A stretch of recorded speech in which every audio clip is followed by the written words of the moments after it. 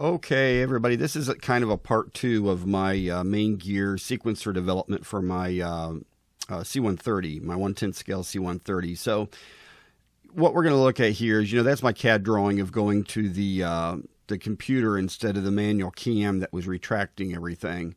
So as you look at this picture here, you can see that the gear goes up. The inner door is on a spring and a bumper, but the outer door is on a servo, and that's what my sequencer had some channels designed to open and close. So when my buddy Berger designed the sequencer for me, I had given specs of what I wanted it to operate. And you could control the speed of the servo, all kinds of really neat stuff. It was really cool. So one of the challenges I had on this was the speed that my jack screws would turn. So I wanted to be able to cycle the gear in a certain amount of time. And, I already had a 12-volt system. I was pushing to 14-volt. The only way to do it would be change the pitch of the Acme screw that ran it up and down. So that gives you an idea right there. So somebody asked me what the scale of the microcontroller was, and this gives you a scale of the sequencer that he designed for me. And it was really, really slick. And here again, the motor's in the upper left-hand corner, input power, up limits, down limits, the receiver, and then the dual servo outputs for the landing gear doors. And here is just me doing the first wire up, where I just was checking to make sure everything worked. I did have 2 fuses in case anything jammed. If the motor's locked up or anything, it wouldn't overheat or start a fire. But as you can see, there's a mess of wire here, having, the up and down limit switches, and then the over travel limit switches, and then, just having the motor power and the servos and everything. So here I timed the up cycle, and in my mind, I thought if I can get the gear to go up in 20 seconds and come down in 20 seconds, that's pretty close to scale for a C130. And keep in mind, the only way I could get it to go fast would be increase the voltage, and I didn't want to burn up that motor. So, and I had quite a delay on the door, so I was doing around 20 seconds, and that's pretty much what I wanted. So here I'm just playing around with different voltages and testing different things. I actually test some of the over travel limit switches, and here I was running at like 16 volts, so I was really getting it to go fast, but I was afraid I was going to burn the motors up. And so I ended up being at 14 volts, which was that 20 seconds, and it worked great. Here I'm going to grab one of the limit switches and kind of do a simulated what if something got stuck as it was going up or down, what would happen. The nice thing is the other gear would go all the way down, and because that's a telescoping tube that keeps them both straight, at least one gear would come all the way down and the plane would still land on one gear. And so, I'd put an awful lot of thought into this design, and if it wasn't for my buddy Berger, who could design microcontrollers for me, I never would have gotten the sequencer right.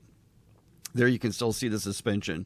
As I mentioned in my earlier video, I drop test this airplane from 11 inches at 52 pounds, and the suspension worked perfect. If you followed me for a lot of years, I just exhaustively test everything that I'm going to put in an airplane. I have a lot of haters that say stuff won't work. Here I'm doing some heat tests to see how hot the actual drivers. If you watched my other video on my controls, you see that, there's basically a computer, then the computer talks to drives, and those drives are what actually output your 12 or 14 volts. They technically could go up to 24 volts, but that would have burned my motors up, at least I believe.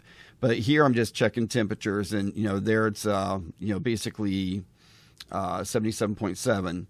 And then I cycle it 2 or 3 times, and I take the temperature and looked at it, and then I actually put the landing gear on it, and then I put 13-pound weights and ran on it, and I never got the drives to exceed what their rated temperature was. You definitely do see the drive temperature go up, but it never exceeded, and I don't remember off the top of my head what the max temp of the drives were, but it worked out really, really good. And here I take another temperature reading as I'm running it, and we see if it increased, and as you can see, it did go up, but it only went up a couple of degrees, so that's nothing.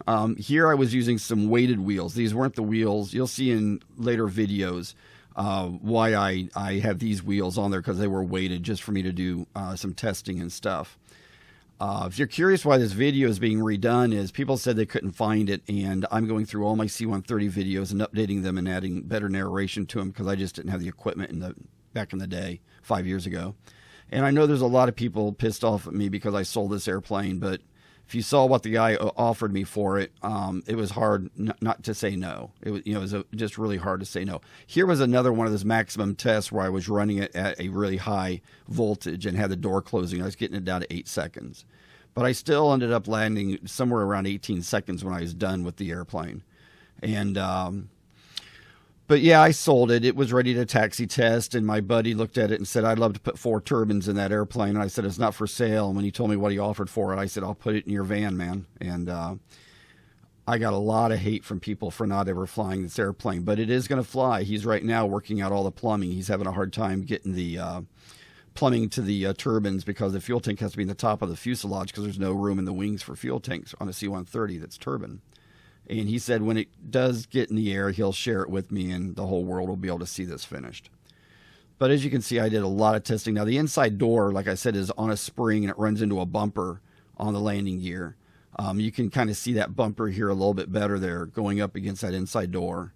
And then the outside door is closed by the sequencer. And, it was just a really slick setup, everybody. I mean, this airplane had more systems in it than any other airplane. It had the actual flaps on tracks that would, go back and open like a C-130. It had the rear doors, the cargo doors. It had the landing gears. When you see the nose gear system and doors in future videos, it'll blow your mind. I also had 36 servos in this airplane.